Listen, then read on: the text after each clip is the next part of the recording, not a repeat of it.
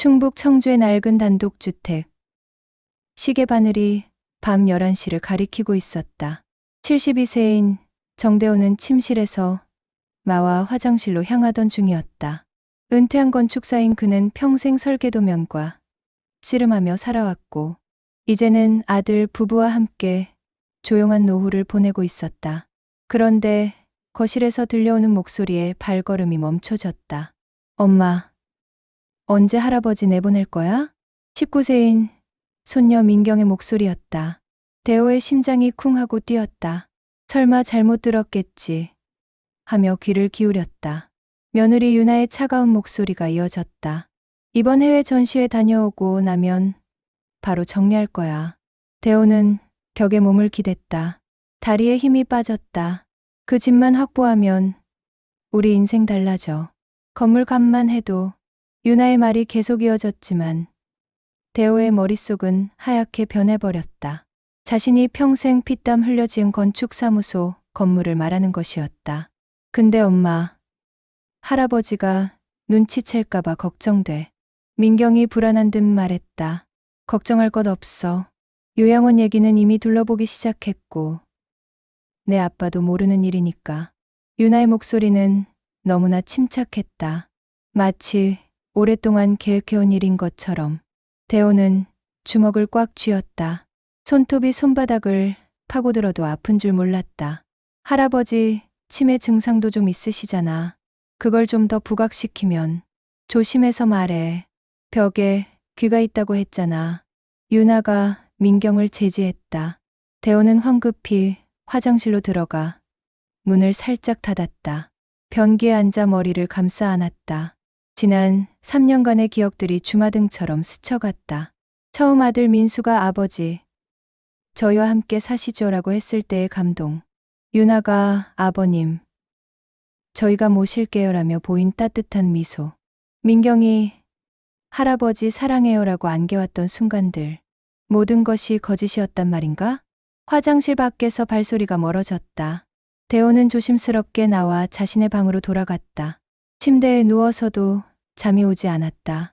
천장을 바라보며 생각했다. 자신이 42년간 운영해온 건축사무소. 청주 시내 한복판의 4층 건물. 시가 15억은 좋게 될 터였다. 그래, 그들의 목적은 그것이었다. 자신이 살아있는 동안 이미 재산 분배를 논의하고 있었던 것이다. 새벽 3시가 넘어서야 잠깐 잠이 들었지만 악몽에 시달렸다. 꿈속에서 자신은 요양원 복도를 혼자 걸어가고 있었다. 뒤에서 유나와 민경이 웃으며 돈다발을 세고 있었다. 아침이 되자 평소와 다름없는 일상이 시작됐다. 아버님, 아침 드세요. 유나가 상을 차려주며 미소를 지었다. 하지만 이제 그 미소가 가면처럼 보였다. 할아버지, 오늘 날씨 좋네요. 산책 나가실래요? 민경의 다정한 목소리도 이제는 소름 끼쳤다. 대호는 평소처럼 그래, 고맙다고 대답했다. 하지만 내심은 칼날처럼 차가웠다. 어떻게 이런 일이 가능한가? 3년 동안 함께 밥을 먹고 웃고 대화를 나누던 사이였는데 자신을 진심으로 모신다고 생각했는데 모든 것이 연기였단 말인가? 아침 식사를 마치고 대호는 평소처럼 작은 서재로 들어갔다.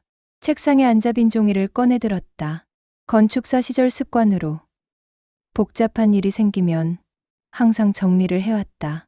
이번에도 마찬가지였다. 펜을 들고 어젯밤 들은 대화를 정확히 기록하기 시작했다. 날짜, 시간, 장소, 대화 내용까지. 한자도 빠뜨리지 않고 적었다. 이것이 진실을 밝힐 첫 번째 증거가 될 것이다. 창밖으로 따스한 햇살이 비쳤지만 대호의 마음은 겨울처럼 차가웠다. 그는 펜을 놓고 깊게 한숨을 쉬었다. 72년을 살아오며 이런 배신감을 느껴본 적이 없었다. 하지만 이대로 당할 수는 없었다. 자신은 건축가였다. 무너지지 않는 것을 설계하는 사람이었다. 이번에도 무너지지 않을 것이다. 반드시. 아침 햇살이 서재 창문으로 비쳐들었지만 대호의 마음은 여전히 어둠 속이었다. 3년 전 그날이 떠올랐다. 아들 민수가 처음 함께 살자고 제안했던 순간.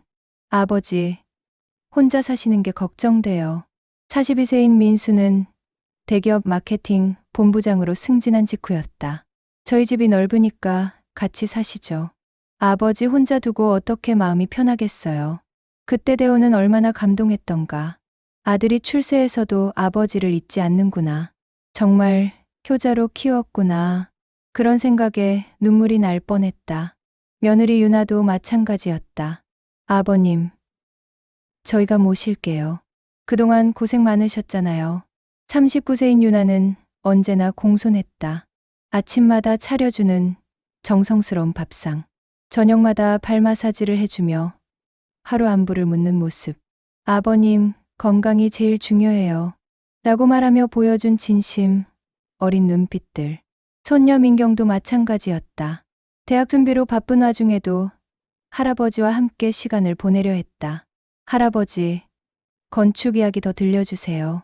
할아버지가 설계한 건물들 구경시켜 주세요. 할아버지처럼 멋진 사람이 되고 싶어요. 그 모든 말들이 진심이라고 믿었다.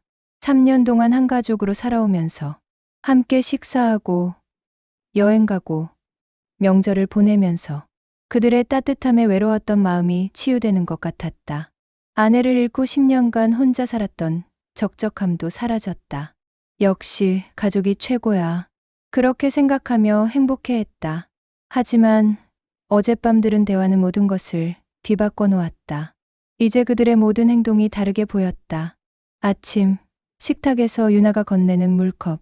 아버님, 물 드세요. 예전에는 효부의 정성으로 보였지만 이제는 의무감으로 보였다. 민경이 보여주는 스마트폰 사진들. 할아버지, 친구들이랑 찍은 사진이에요. 예전에는 할아버지를 좋아해서 공유하는 것으로 보였지만 이제는 시간을 때우기 위한 것처럼 느껴졌다. 민수가 퇴근 후 보여주는 관심. 아버지, 오늘 어떻게 지내셨어요? 예전에는 진심 어린 안부로 들렸지만 이제는 형식적인 인사말로 들렸다. 대호는 커피잔을 들고 창밖을 바라봤다. 정원의 핀 코스모스가 바람에 흔들리고 있었다. 3년 전 이사 올 때 직접 심었던 꽃이었다. 아버지가 좋아하실 것 같아서요. 유나가 씨앗을 사다 주며 했던 말이 떠올랐다. 그때는 며느리의 세심함에 감격했는데 이제 생각해보니 그것도 계산된 행동이었을까? 자신을 편안하게 만들어 경계심을 낮추려는, 그리고 자연스럽게 재산 이야기를 꺼낼 기회를 노리는. 점심때가 되자 유나가 들어왔다. 아버님, 점심 드실까요? 그래. 대호는 평소와 같이 대답했다. 하지만 유나를 바라보는 시선이 달랐다. 식탁에 앉아 밥을 먹으면서도 관찰하고 있었다. 아버님, 오늘 좀 피곤해 보이세요. 어디 아프신 곳 있어요? 유나의 물음에 대호는 잠시 멈췄다. 이것도 연기일까? 아니면 정말 걱정하는 걸까? 하지만 어젯밤 대화를 생각하면 답은 명확했다. 괜찮다. 나이가 나이니까. 그래도 몸조리 잘하셔야 해요. 검진도 받아보시고. 검진. 그 말에 대호의 눈이 번뜩였다. 혹시 치매 진단을 받게 하려는 계획의 일환일까? 어젯밤 민경이 치매 증상도 좀 있으시잖아 라고 했던 말이 떠올랐다. 건강검진 말씀이세요? 네. 종합검진 받아보시는 게 어떨까요? 유나의 목소리는 여전히 다정했다. 하지만 이제 그 뒤에 숨은 의도가 보였다. 생각해보겠다. 대호는 짧게 답했다. 유나는 잠시 아쉬운 표정을 지었다가 이내 미소를 지었다. 네. 천천히 생각해보세요. 오후가 되자 민경이 학교에서 돌아왔다. 할아버지, 안녕하세요. 밝은 목소리로 인사했다. 학교 잘 다녀왔니? 네. 오늘 진로 상담 받았어요. 민경이 가방을 내려놓으며 말했다. 진로 상담? 네. 유학 준비하는 거요. 선생님이 미국 대학교들 알아보라고 하셨어요. 유학. 어젯밤 대화에서 나왔던 그 단어였다. 유학하고 싶니? 네, 꼭 가고 싶어요. 엄마도 보내주신다고 하셨어요. 민경의 눈이 반짝였다. 자신의 재산으로 유학을 보내겠다는 계획. 그리고 그 대가로 자신은 요양원으로. 대호는 속이 뒤틀렸지만 표정을 감추었다. 그래, 공부 열심히 해라. 감사해요. 할아버지. 민경이 볼에 뽀뽀를 하고 방으로 들어갔다. 그 순간만큼은 진심처럼 느껴졌다. 하지만 곧 현실을 깨달았다. 그 애도 이미 어른들의 계획에 동조하고 있었다. 19살이면 분별할 나이였다.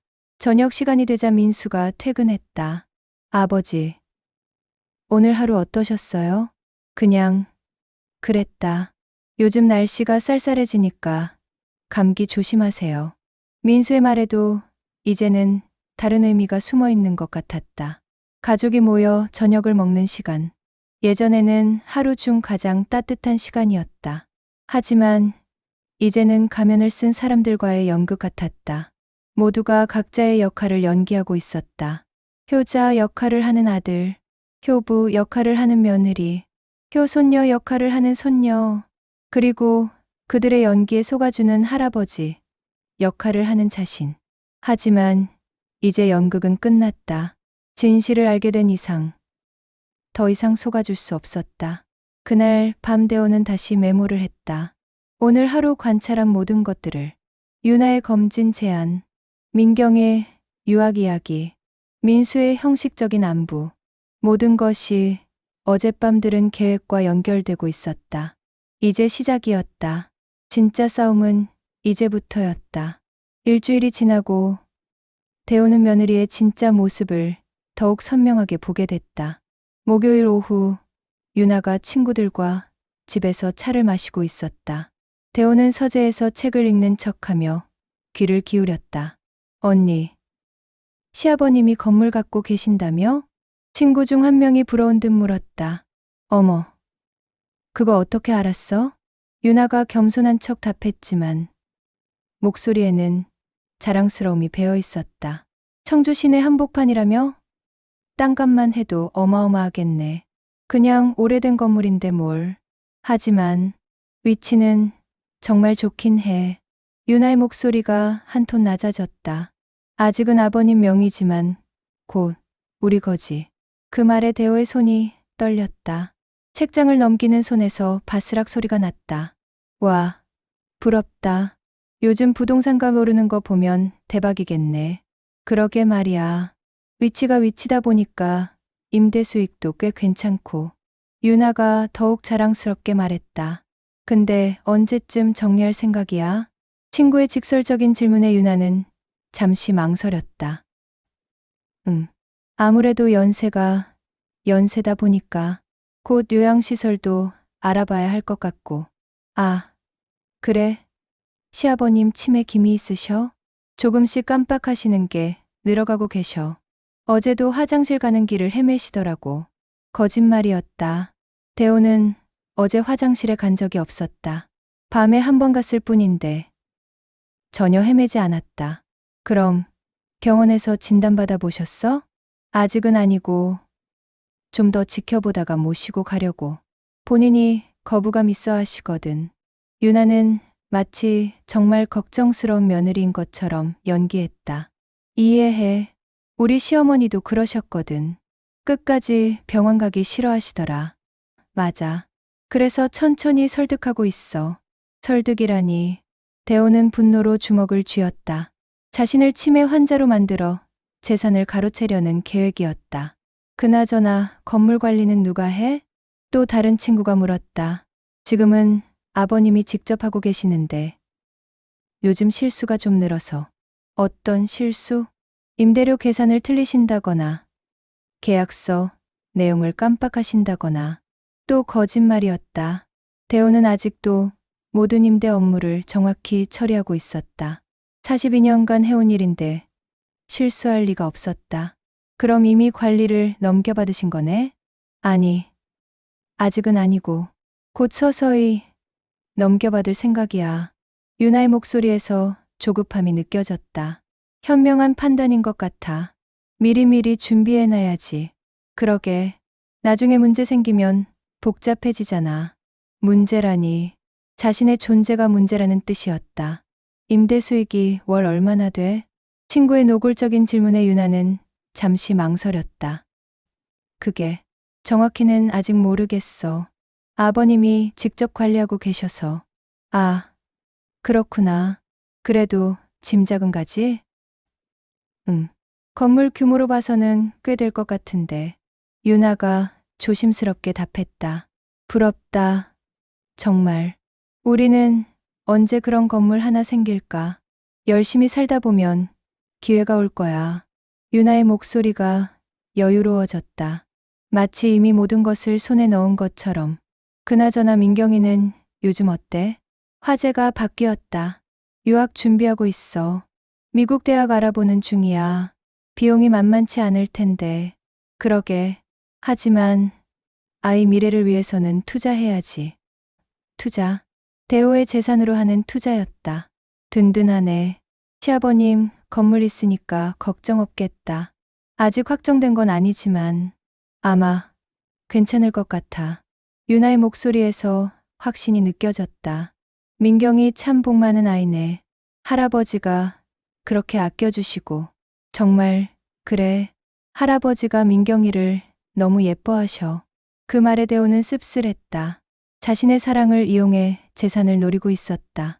친구들이 떠나고 난 후 유나가 설거지를 하며 흥얼거렸다. 대호는 그 모습을 멀리서 지켜봤다.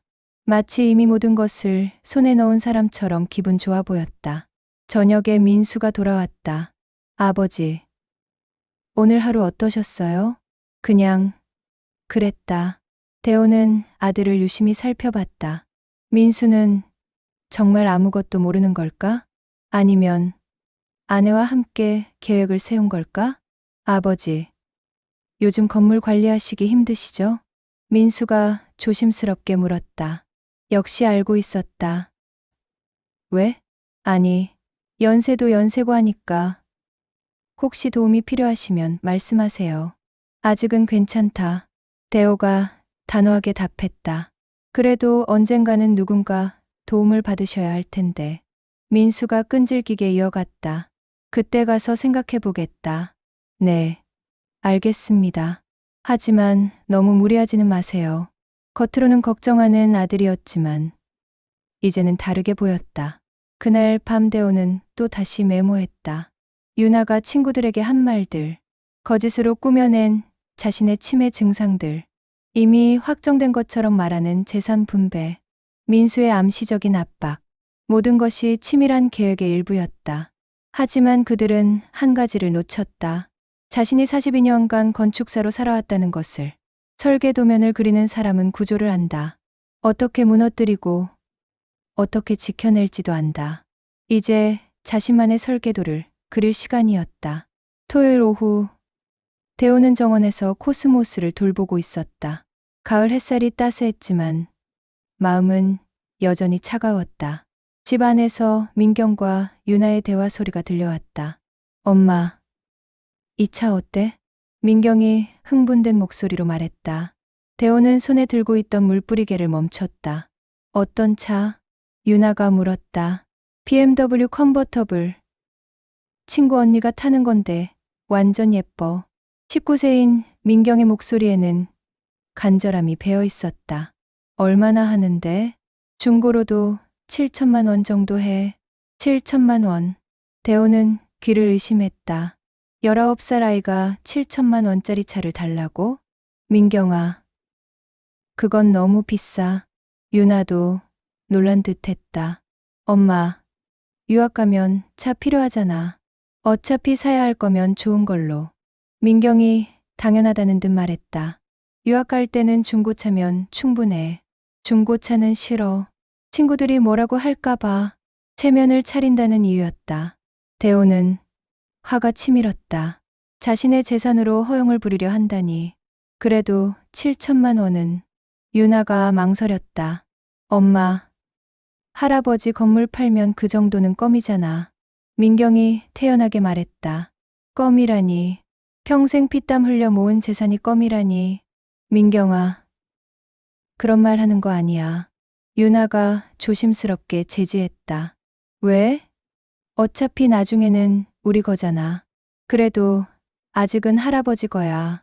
할아버지도 내가 좋은 차 타는 거 좋아하실 텐데. 민경의 논리는 단순했다. 할아버지가 자신을 사랑하니까 당연히 사주실 거라는. 일단 유학부터 확정되고 나서 생각해보자. 유나가 타협점을 제시했다. 유학은 언제 확정돼? 올해 안에는 될 것 같아. 올해 안에. 그렇다면 자신을 내보내는 계획도 올해 안이라는 뜻이었다. 그럼 차도 올해 안에 살 수 있어? 민경이 재촉했다. 아마도. 하지만 BMW 말고 다른 걸로. 싫어. BMW 아니면 안 타. 민경이 생떼를 쓰기 시작했다. 민경아, 욕심 부리지 마. 욕심이 아니라 필요해서 그러는 거야. 필요. 19살에게 7천만 원짜리 차가 필요하다니. 대호는 물뿌리개를 내려놓고 벤치에 앉았다. 엄마는 내가 친구들한테 무시당해도 상관없어? 민경이 울먹이며 말했다. 그런 게 아니라 다른 애들은 다 좋은 차 타는데 나만 중고차 타면 어떡해. 비교 심리였다. 남들보다 못한 것을 참을 수 없다는. 민경아, 돈이 그렇게 쉬운 게 아니야. 유나가 타이르려 했다. 엄마도 할아버지 건물 있다고 친구들한테 자랑하면서 왜 나는 안 돼? 민경의 날카로운 지적이었다. 실제로 유나는 친구들 앞에서 자랑했었다. 그건. 유나가 말문이 막혔다. 어차피 할아버지도 오래 못 사실 거잖아. 민경이 차갑게 말했다. 그 순간 대호의 심장이 멈추는 것 같았다. 19살 아이의 입에서 나온 말이라고 믿기지 않았다. 민경아, 그런 말 하는 거 아니야. 유나가 크게 꾸짖었다. 사실이잖아. 할아버지 연세가 몇 살인데. 그래도 그런 식으로 말하면 안 돼. 알았어. 알았어. 그냥 빨리 차 사달라고. 민경이 짜증을 냈다. 그때 현관문이 열리는 소리가 났다. 민수가 외출해서 돌아온 모양이었다. 아빠, 왔네. 민경이 반가워했다. 아빠, 여기 와봐. 왜? 민수가 거실로 들어왔다. BMW 컨버터블 사달라고 했는데 엄마가 안 된대. 민경이 아빠에게 도움을 청했다. BMW 얼마나 하는데? 7천만 원 정도. 7천만 원. 민수도 놀란 것 같았다. 유학 가서 쓸 거야. 유학 가서 그런 차가 필요해? 당연하지. 외국에서 중고차 타고 다니면 창피해. 민경의 가치관이 드러났다. 돈으로 체면을 세우는 것이 당연하다고 생각하고 있었다. 그래도 7천만 원은 너무 비싸. 민수도 부담스러워했다. 아빠, 할아버지 건물 있잖아. 민경이 다시 그 카드를 꺼냈다. 그건 할아버지 거야. 알아. 하지만 어차피. 민경이 말을 멈췄다. 어차피 나중에는 자신들 것이라는 말을 하려다가 그만둔 것이었다. 어차피 뭐? 민수가 물었다. 아무것도 아니야. 민경이 시치미를 뗐다. 민경아, 할아버지한테 직접 말씀드려보는 게 어때? 유나가 제안했다. 정말. 민경의 눈이 반짝였다. 할아버지가 민경이를 얼마나 예뻐하시는데 부탁하면 들어주실지도 몰라. 그 순간 대호는 온몸이 떨렸다. 자신의 사랑을 이용해 돈을 뜯어내려는 계획이었다. 그럼 오늘 저녁에 말씀드려볼까? 민경이 기대에 찼다. 그래, 한번 해봐. 유나가 부추겼다. 어떻게 말하지? 그냥 솔직하게. 유학 준비하는데 차가 필요하다고. 7천만 원짜리라고 해도 될까? 처음부터 비싼 걸로 말하지 말고 일단 차가 필요하다고 해봐. 유나가 전략을 짜주고 있었다. 알겠어. 민경이 신이 났다. 대호는 더 이상 들을 수 없었다. 자리에서 일어나 집 안으로 들어갔다. 거실을 지나면서 그들과 눈이 마주쳤다. 할아버지. 민경이 밝게 인사했다. 하지만 이제 그 미소도 가짜로 보였다. 돈을 뜯어내기 위한 미소. 어디 다녀오세요? 유나가 물었다. 정원 좀 봤다. 대호는 짧게 답하고 서재로 향했다. 뒤에서 그들의 웅성거림이 들렸다. 아마 작전을 의논하고 있을 것이었다. 서재에 앉아 대호는 또 다시 메모했다. 민경의 7천만 원 자동차 요구, 유나의 부추김, 그리고 곧 있을 자신에 대한 접근. 모든 것이 예상 가능했다. 저녁 때가 되면 민경이 애교를 부리며 다가올 것이다. 그리고 차를 사달라고 할 것이다. 예전의 자신이라면 손녀의 부탁을 거절하지 못했을 것이다. 하지만 이제는 달랐다. 진실을 알고 있었다. 그들의 탐욕을 알고 있었다. 이제 반격할 준비를 해야 할 때였다. 월요일 아침, 대호는 평소보다 일찍 일어나 정원을 산책하고 있었다. 새벽 공기가 상쾌했지만 마음은 무거웠다. 어제 저녁 민경이 예상대로 차를 사달라고 부탁했었다. 할아버지, 저 유학 가는데 차가 좀 필요해요. 애교 섞인 목소리로 말하는 손녀를 보며 가슴이 아팠다. 하지만 거절했다. 너무 비싸다. 다른 걸로 하자. 그때 민경의 표정이 순간 차가워졌다가 이내 다시 웃었다. 그 변화를 놓치지 않았다. 오전 10시쯤 유나가 마트에 가겠다며 나갔다. 대호는 서재에서 책을 읽고 있었는데 현관 앞에서 목소리가 들렸다. 아, 안녕하세요. 유나가 이웃 최 여사와 인사하는 소리였다. 대호는 귀를 기울였다. 오늘 마트 가세요? 최 여사가 물었다. 네. 장 좀 보러요. 요즘 시아버님 때문에 신경 쓸 일이 많아서. 유나의 목소리가 의도적으로 커졌다. 아, 그러세요? 무슨 일이신지. 최 여사가 관심을 보였다. 시아버님이 요즘 자꾸 기억을 잃으셔서 걱정이에요. 거짓말이 시작됐다. 대호는 책을 내려놓고 집중했다. 어머, 그러세요? 네. 어제도 아침에 드신 약을 또 드시려고 하시고. 완전한 거짓말이었다. 대호는 약을 정확한 시간에만 복용했다. 그런 증상이 있으시는구나. 최 여사가 걱정스럽게 말했다. 화장실 가는 길도 가끔 헤매시고 같은 말씀을 계속 반복하시고. 유나가 거짓 증상을 늘어놓았다. 연세니까 병원에는 모셔봤어요? 그게 본인이 극구 거부하세요. 자존심이 상하신다고. 그럼 어떡해요? 일단 집에서 더 지켜보다가 증상이 심해지면 가족끼리 상의해서 결정하려고요. 유나의 계획이 드러나고 있었다. 힘드시겠어요? 괜찮아요. 가족인데. 다만 이웃분들도 혹시 이상한 행동 보시면 이해해 주세요. 미리 면죄부를 깔아두는 것이었다. 물론이죠. 연세 드신 분이니까. 최 여사가 동조했다. 감사해요. 그럼 저는 장 보러 다녀올게요. 유나가 헤어짐을 고했다. 발걸음 소리가 멀어졌다. 대호는 분노로 온몸이 떨렸다. 동네에 자신을 치매 환자로 소문내고 있었다. 점심시간이 되자 민수가 갑자기 집에 왔다. 아버지, 점심 드세요. 너는 왜 집에 왔니? 오늘 오후에 중요한 미팅이 집 근처에 있어서요. 거짓말인지 진짜인지 알 수 없었다. 점심을 먹으면서 민수가 말했다. 아버지, 요즘 컨디션이 어떠세요? 괜찮다. 유나 말로는 가끔 깜빡하시는 일이 있다던데.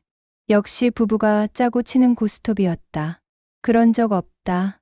대호가 단호하게 부인했다. 그래도 혹시 모르니까 검진 한번 받아보시는 게 어떨까요?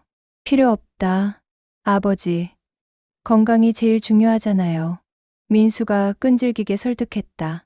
내 몸은 내가 안다. 그래도 전문의 진료를 받아보시면. 싫다고 했다. 대호가 목소리를 높였다. 민수는 잠시 당황한 듯 하더니 이내 말했다.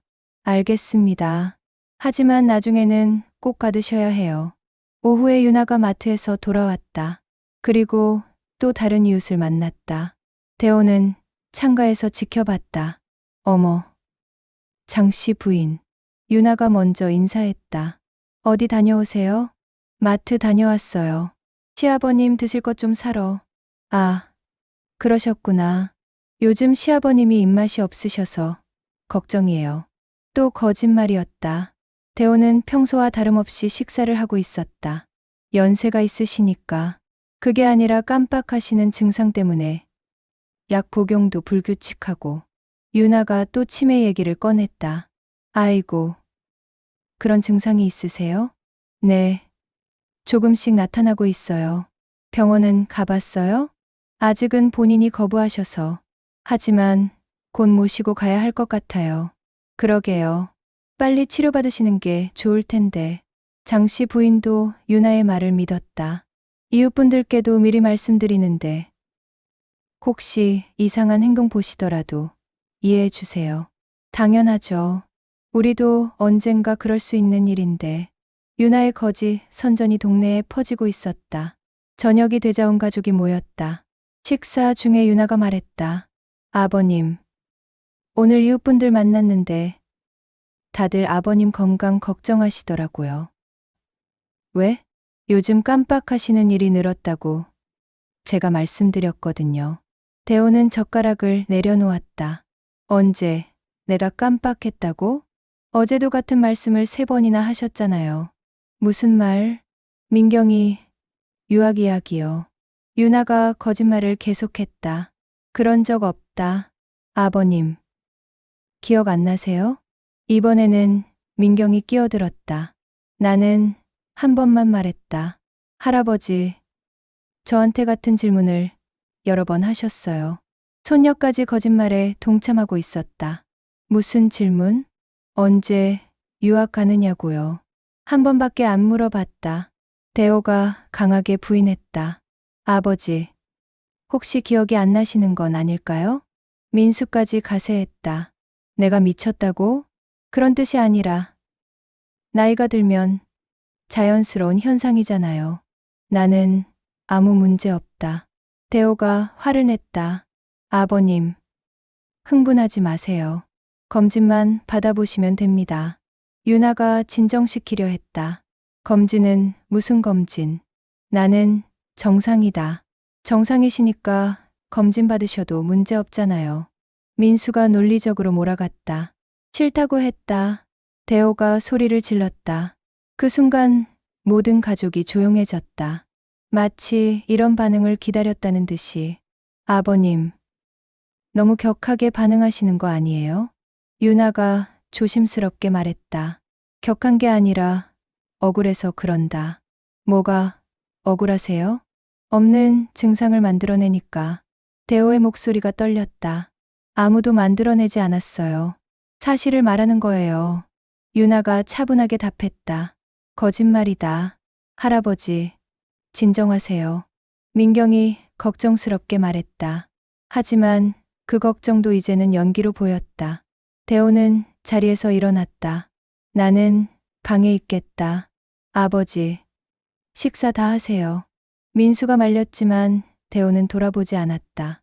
방에 들어가 문을 닫았다. 밖에서 그들의 속삭임이 들렸다. 역시 증상이 심해지고 있어. 유나의 목소리였다. 병원에 모셔가야 할 것 같은데. 민수가 동조했다. 강제로라도? 민경이 물었다. 그럴 수밖에 없을지도. 가족들이 자신을 치매 환자로 몰아가고 있었다. 그리고 강제 입원까지 계획하고 있었다. 대호는 주먹을 꽉 쥐었다. 이제 더 이상 당하고만 있을 수 없었다. 화요일 저녁, 대호는 서재에서 책을 읽고 있었다. 밖에서 빗소리가 들려왔다. 갑자기 유나의 휴대폰 벨소리가 울렸다. 여보세요, 아버지. 유나가 전화를 받는 소리가 들렸다. 아버지라고 했으니 유나의 친정아버지, 즉 민수의 장인이었다. 강태식, 전직 경찰 간부 출신으로 알고 있었다. 대호는 귀를 기울였다. 네, 아버지. 요즘 어떻게 지내세요? 유나의 목소리가 평소보다 공손했다. 네, 그게 말이에요. 유나의 목소리가 작아졌다. 대호는 조심스럽게 서재 문을 살짝 열었다. 시아버님 문제가 좀 복잡해졌어요. 유나가 한숨을 쉬며 말했다. 아직도 병원 가는 걸 거부하세요. 전화 너머에서 강태식의 목소리가 들렸다. 목소리가 커서 내용이 들렸다. 요즘 노인들 90까지도 사는데 언제까지 모시고 살 거냐? 차가운 목소리였다. 사위에 대한 배려는 전혀 없었다. 그러게요. 민수도 많이 힘들어해요. 유나가 동조했다. 건물 문제는 어떻게 되고 있어? 강태식이 직설적으로 물었다. 아직 시아버님 명의예요. 넘겨받으려면. 그러니까 서류 작업을 해야 한다는 거지. 네. 하지만 본인이 거부하시니까. 서류만 제대로 꾸미면 의사도 속일 수 있다. 그 말에 대호는 소름이 돋았다. 의사를 속여서 치매 진단을 받게 하겠다는 뜻이었다. 그게 가능해요? 유나가 놀란 듯 물었다. 내가 경찰 생활 30년 했는데 그런 사례 얼마나 많이 봤는지 알아? 강태식의 목소리가 자신만만했다. 어떻게 하는데요? 일단 가족들이 증상을 꾸준히 기록해둬. 기록이요? 언제 어떤 이상 행동을 했는지 며칠에 걸쳐서 상세하게. 아, 그런 식으로. 유나가 이해했다는 듯 말했다. 그리고 이웃들한테도 미리 소문을 퍼뜨려놔. 이미 하고 있어요. 그래. 잘했어. 그러면 나중에 증인도 확보되는 거야. 강태식의 계획이 치밀했다. 의사는 어떻게 속여요? 의사들도 가족 말을 많이 믿거든.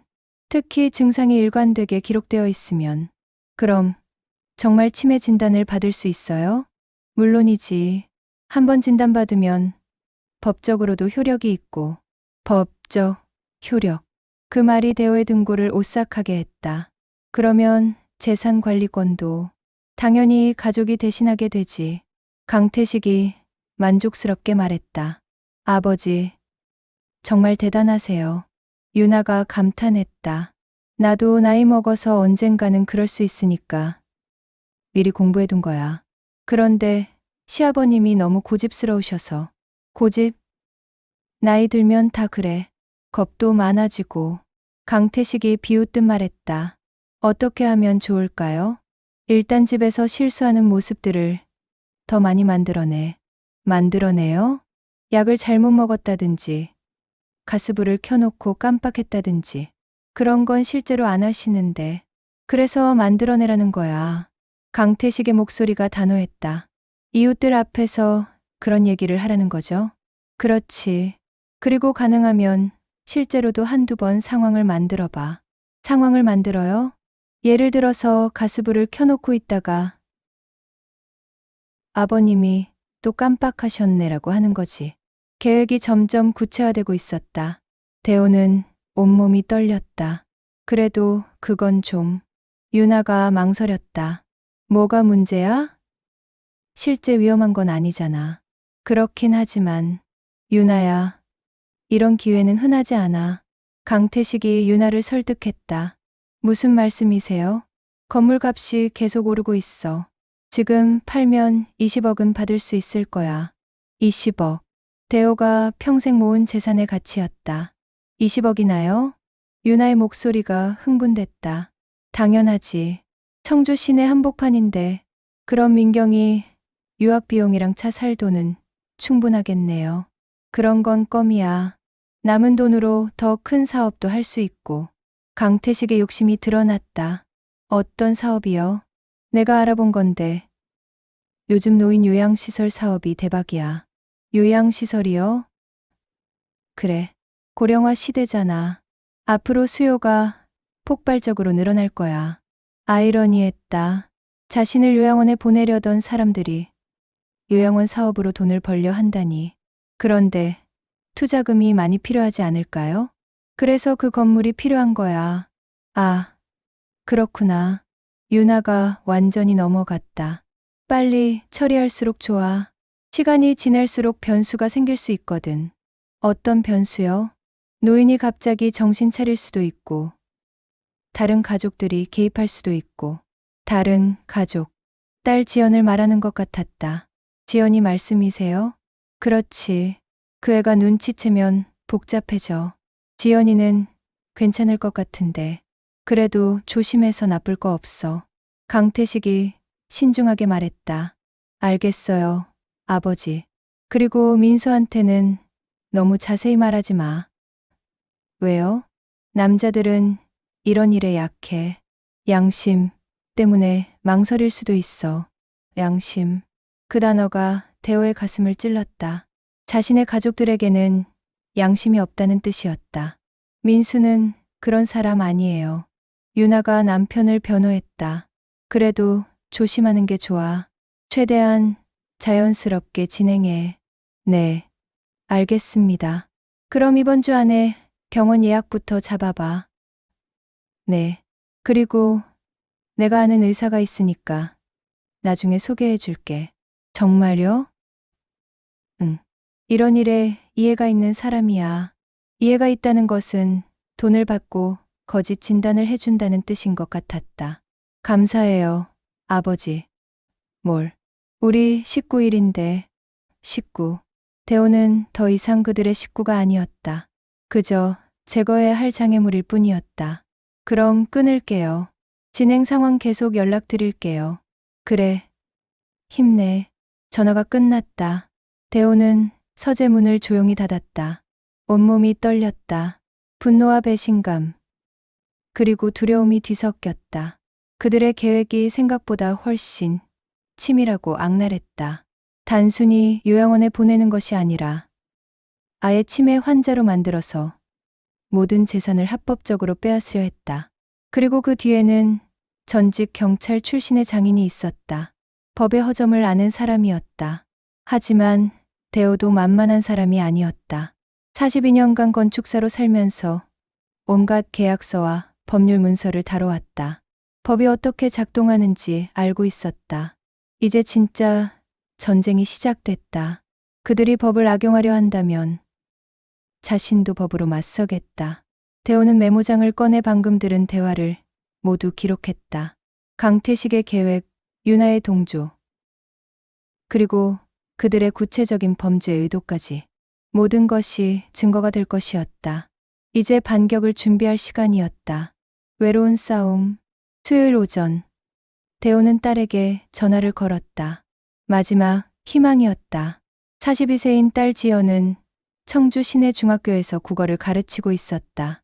아들과는 달리 항상 진솔하고 따뜻했다. 여보세요, 아버지. 지연의 목소리가 반가웠다. 지연아, 바쁘니? 아니에요. 쉬는 시간이에요. 무슨 일이세요? 대호는 잠시 망설였다. 어떻게 설명해야 할까? 아버지랑 한번 만날 수 있을까? 만나요? 무슨 일 있으세요? 전화로는 좀 그렇고 직접 만나서 얘기하고 싶다. 아버지 목소리가 이상해요. 어디 아프세요? 걱정스러운 목소리였다. 아프지는 않고 좀 복잡한 일이 있어서. 오빠네 집에서 무슨 일 있어요? 역시 눈치가 빨랐다. 응. 그런 셈이지. 알겠어요. 오늘 저녁에 갈게요. 고맙다. 저녁 7시. 지연이 찾아왔다. 온 가족이 모인 자리였다. 아버지, 안녕하세요.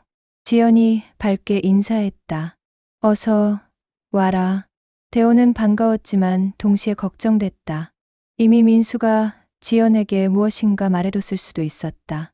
지연아, 온 김에 저녁이나 먹고 가. 유나가 친절하게 말했다. 감사해요.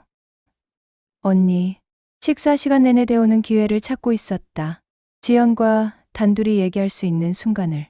아버지, 요즘 어떻게 지내세요? 지연이 물었다. 그냥, 그렇지. 오빠 말로는 좀 피곤해 보이신다던데. 이미 시작됐다. 민수가 미리 작업을 해둔 것이었다. 그런가? 네. 가끔 깜빡하시는 일도 있다고 하고. 지연의 눈에 걱정이 어렸다. 누가 그런 말을 했니? 오빠랑 언니가요. 대호는 민수와 유나를 번갈아 봤다. 그들은 태연한 표정이었다. 지연아, 아버지가 어제도 같은 질문을 여러 번 하셨어. 유나가 끼어들었다. 어떤 질문이요? 민경이 대학 언제 가느냐고. 거짓말이었다. 하지만 지연은 모르는 일이었다. 그러셨어요? 지연이 대호를 바라봤다. 그런 적 없다. 대호가 부인했다. 아버지, 혹시 기억이 안 나시는 건 아닐까요? 무슨 소리냐? 아니에요. 그냥 나이 드시면서 자연스러운 현상일 수도 있잖아요. 지연도 그들 편으로 기울고 있었다. 나는 아무 문제 없다. 대호가 강하게 말했다. 아버지, 병원에서 한번 검사받아 보시는 게 어떨까요? 지연이 조심스럽게 제안했다. 너도 그런 생각이니? 그냥 안전을 위해서요. 이상 없으시면 다행이고. 딸마저 속아 넘어가고 있었다. 지연아, 아버지 모시고 병원 좀 가줄래? 민수가 부탁했다. 제가요? 응. 아버지가 우리 말은 안 들으시는데 내 말은 들으실 것 같아. 그럴까요? 지연이 대호를 바라봤다. 아버지, 저랑 같이 가요. 싫다. 대호가 단호하게 거절했다. 왜요? 그냥 간단한 검사예요. 필요 없어. 아버지, 제가 걱정돼서 그래요. 지연의 눈에 눈물이 맺혔다. 진심으로 걱정하는 것 같았다. 하지만 잘못된 정보 때문이었다. 지연아, 대호가 딸의 손을 잡았다. 네, 아버지를 믿니? 물론이죠. 그럼 아버지 말을 들어봐. 네, 나는 아무 문제 없다. 대호가 진심을 담아 말했다. 하지만 지연의 표정은 여전히 의심스러웠다. 아버지, 그래도, 지연아, 아버지가 이상하시다니까. 유나가 끼어들었다. 어떻게 이상하신데요? 어제 저녁에도 화장실을 못 찾아서 헤매셨어. 또 거짓말이었다. 정말요? 지연이 놀랐다. 응. 10분 넘게 집 안을 돌아다니셨어. 아버지, 그런 적 있으세요? 지연이 걱정스럽게 물었다. 없다. 대호가 부인했지만 이미 분위기는 기울어졌다. 아버님, 본인은 기억 못 하시는 거죠? 유나가 단정적으로 말했다. 거짓말하지 마라. 대호가 화를 냈다. 아버지, 왜 그러세요? 지연이 당황했다. 얘들이 거짓말을 하고 있어. 무슨 거짓말을요? 나를 치매 환자로 만들려고 하는 거야. 그 순간 모든 사람이 조용해졌다. 아버지, 지연이 충격받은 표정이었다. 지연아, 아버지 말씀 들어봐. 민수가 지연을 달랬다. 왜 오빠가 그런 짓을 해요? 모르겠어. 하지만 분명히 꾸미고 있어. 대호가 필사적으로 설명했다. 아버님, 너무 의심이 많으시네요. 유나가 슬픈 표정을 지었다. 우리가 아버님을 왜 해쳐요? 연기였다. 하지만 지연은 모르고 있었다. 아버지, 진정하세요. 지연이 대호를 달랬다. 나는 정상이야. 이 사람들이 이상한 거라고. 아버지, 그런 말씀 마세요. 지연아, 너는 아버지를 안 믿니? 대호가 간절하게 물었다. 지연은 잠시 망설였다. 믿어요. 하지만 뭐, 오빠가 거짓말할 이유가 없잖아요. 그 말에 대호의 마음이 무너졌다. 딸마저 그들 편이었다. 지연아, 나는 내 아버지야. 알아요.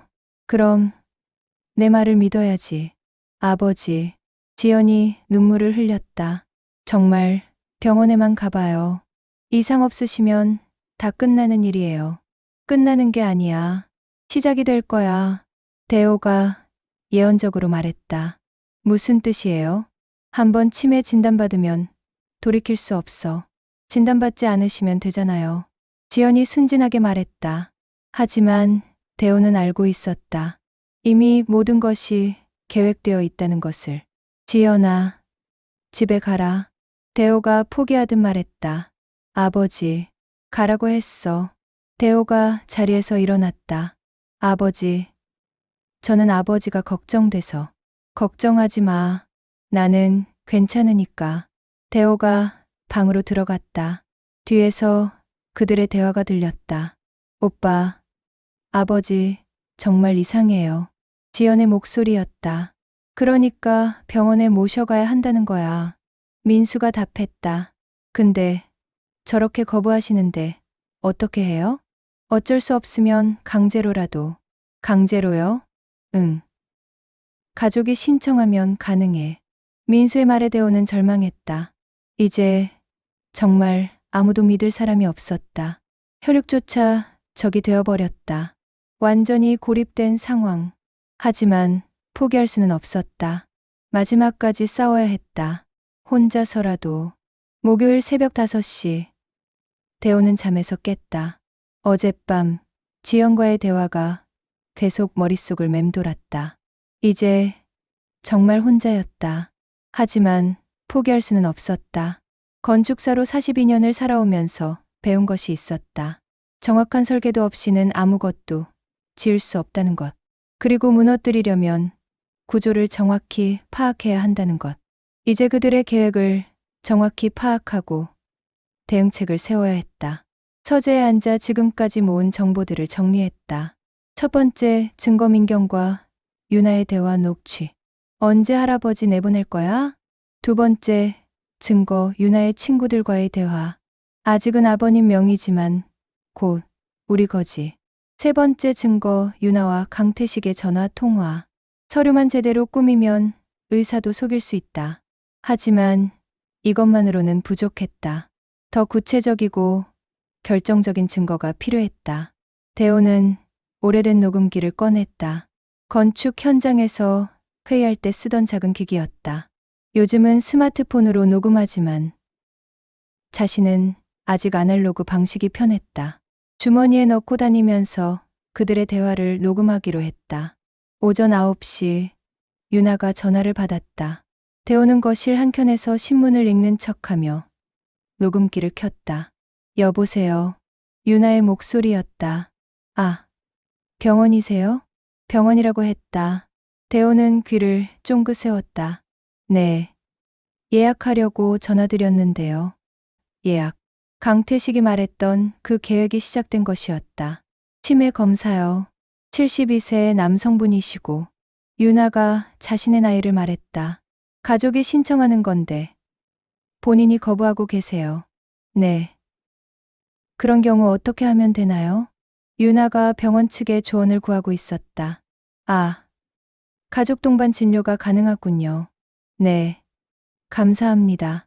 언제 가능할까요? 다음 주 화요일 오후 2시요? 네, 좋습니다. 예약이 잡혔다. 의사 선생님, 성함이. 네. 김철수 과장님. 알겠습니다. 김철수. 강태식이 소개해준 의사인 것 같았다. 네. 그런 가족들이 미리 가서 상담을 받을 수 있나요? 아, 그런 시스템이 있군요. 언제요? 유나가 점점 구체적으로 계획을 세우고 있었다. 내일 오전 10시요?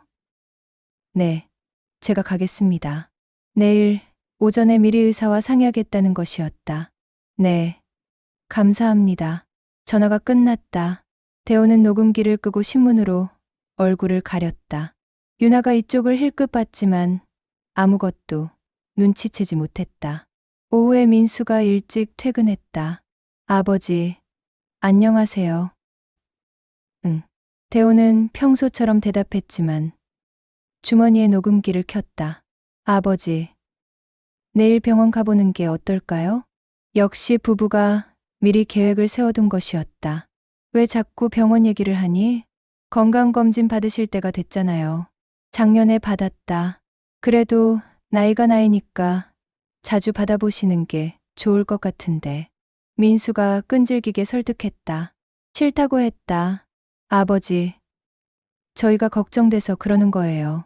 그때 유나가 끼어들었다. 아버님, 이미 예약도 잡아뒀어요. 예약을 왜 멋대로 잡아? 대호가 화를 냈다. 아버님, 건강이 걱정돼서요. 건강은 무슨 건강? 나는 멀쩡하다. 그럼 검사 받으셔서 확인해 보시면 되잖아요. 유나의 논리였다. 검사 받기 싫다고 했다. 아버지, 제발요. 민수가 간청했다. 왜 이렇게 병원에 보내려고 하니? 대호가 의심스럽게 물었다. 그냥 안전을 위해서예요. 안전. 네. 혹시 모르잖아요. 유나가 애매하게 답했다. 혹시 뭘 몰라? 아니에요. 그냥 예방 차원에서요. 민수가 거들었다. 하지만 대호는 이미 그들의 속내를 알고 있었다. 나는 안 간다. 아버지. 끝이다. 대호가 자리에서 일어났다. 그날 저녁, 민경이 다가왔다. 할아버지, 같이 TV 볼까요? 평소보다 다정한 목소리였다. 뭔가 부탁할 게 있을 때 쓰는 톤이었다. 그래. 대호는 녹음기를 다시 켰다. 할아버지, 요즘 몸 어떠세요? 괜찮다. 그래도 검진 한번 받아보시는 게 좋을 것 같은데. 민경까지 동원된 것이었다. 너도 그런 생각이니? 네. 건강이 제일 중요하잖아요. 19살 아이가 할 말이 아니었다. 분명 어른들이 시킨 것이었다. 민경아, 네. 할아버지를 사랑하니? 물론이죠. 민경이 밝게 답했다. 그럼 할아버지 말을 들어야지. 네. 병원은 가기 싫다. 하지만 할아버지 건강을 위해서. 건강은 내가 알아서 한다. 대호가 단호하게 말했다. 할아버지. 민경이 실망한 표정을 지었다. 하지만 그 실망도 진짜인지 의심스러웠다. 그날 밤 유나가 또 전화를 받았다. 대호는 복도에서 몰래 들었다. 네, 아버지. 강태식과의 통화였다. 내일 오전에 병원 가기로 했어요. 네. 미리 의사랑 상의해 보려고요. 어떤 증상들을 얘기하면 되나요? 유나가 거짓 증상을 문의하고 있었다. 기억력 저하, 방향감각 상실, 반복 질문. 강태식이 체크리스트를 알려주는 것 같았다. 네. 메모해뒀어요. 그리고 약간의 성격 변화도 있다고 하세요. 성격 변화요? 예전보다 의심이 많아지고 화를 잘 낸다고. 아, 그런 식으로. 그럼 의사가 더 쉽게 믿을 거예요. 강태식의 조언이었다. 알겠어요. 내일 어떻게 되는지 연락 주세요. 네, 그럴게요. 전화가 끝났다. 대호는 조용히 방으로 돌아가 모든 내용을 메모했다. 그리고 녹음 파일들을 다시 들어보며 정리했다. 이제 그들의 계획이 완전히 드러났다. 내일 유나가 병원에 가서 의사와 사전 모의를 할 것이다. 그리고 다음 주에는 자신을 강제로 데려가려 할 것이다. 하지만 대호에게도 계획이 있었다. 지금까지 모은 증거들로 반격할 준비를 해야 했다. 그리고 가장 중요한 것은 도움을 요청할 사람을 찾는 것이었다. 가족은 믿을 수 없었다. 하지만 아직 포기하지 않을 사람들이 있었다. 제자, 정훈, 그리고 몇몇 믿을 만한 이웃들. 이제 그들에게 연락할 시간이었다. 진짜 전쟁이 시작되기 전에 토요일 오후 대호는 동네 슈퍼마켓에서 장을 보고 있었다. 평소에는 유나가 하는 일이었지만 오늘은 일부러 나왔다. 이웃들과 자연스럽게 마주칠 기회를 만들기 위해서였다. 어머, 정 선생님. 뒤에서 익숙한 목소리가 들렸다. 68세인 최 여사였다. 안녕하세요, 최 여사. 오늘은 직접 장 보러 나오셨네요. 며느리가 바빠서요. 그러시겠어요. 요즘 며느리분이 많이 바쁘시던데. 최 여사의 말에는 의미가 담겨 있었다. 바쁜가요? 네. 병원도 자주 다니시고. 최 여사가 유나의 행적을 알고 있었다. 병원요? 네. 어제도 가시더라고요. 혼자서. 유나가 어제 병원에 갔다는 사실을 최 여사가 목격한 것이었다. 그러셨구나.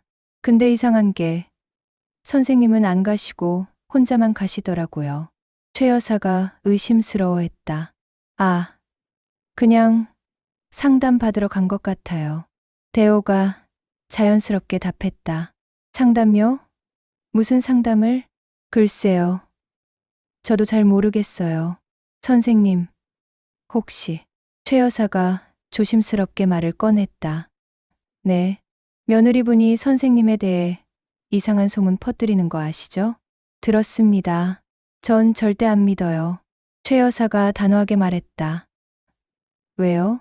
선생님이 어디 그런 분이에요. 아직도 정정하시고 고맙습니다. 오히려 며느리분이 이상해요. 최 여사가 목소리를 낮췄다. 어떻게요? 요즘 계속 전화 통화하시는데 목소리가 너무 커요. 최 여사가 유나의 전화 통화를 엿들었던 것 같았다. 무슨 얘기를 하시던가요? 돈 얘기요. 건물 얘기도 하고. 건물요? 네. 선생님 건물 말이에요. 최 여사가 확실히 증언해 줄 수 있을 것 같았다. 최 여사, 혹시 실언되시면 차라도 한잔 할까요? 좋아요. 둘은 근처 찻집으로 갔다. 조용한 구석자리에 앉아 본격적인 대화를 시작했다. 최 여사, 솔직히 말씀드릴게요. 네. 말씀하세요. 저희 가족이 저를 치매 환자로 만들려고 해요. 최 여사가 놀란 표정을 지었다. 정말요? 네. 재산을 빼앗으려는 계획이에요. 대호가 진실을 털어놓았다. 그럴 줄 알았어요. 정말요? 네. 며느리분 행동이 너무 이상했거든요. 최 여사가 고개를 끄덕였다. 어떻게 이상했나요? 이웃들한테 일부러 큰 소리로 선생님 치매 얘기하시고. 그랬군요. 그리고 병원 전화도 몰래 하시고.